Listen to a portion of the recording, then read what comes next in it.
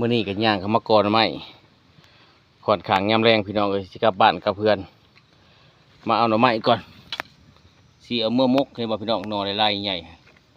เอาเมื่อมกก่อนกินจากหมอกหน่อไม้กินเอาซับหน่อไม้ก่อนพี่น้องหลังจากซับได้ก็สิได้ประมาณ5หน่อพี่น้องหน่อใหญ่ๆแบบนี้กินมกกินหมอกมันเฮาปลาไว้ก็ยังพ้นก็ยังบ่ลงแย่เพิ่นเหี่ยวแย่เพิ่นตายก็เลยซับเอาเมื่อกินเห็ดหมอกเห็ดมุกเอาเนาะเขาจะไปเบิ่งหน่อไม้กิมซุ่มต่อบ่นี่มาหน่อนี่ก็เป็นขึ้นเหี่ยวบ่เลยพี่น้องเอ้ยโอ้ยเอาบ่ทันอันนี้แหละ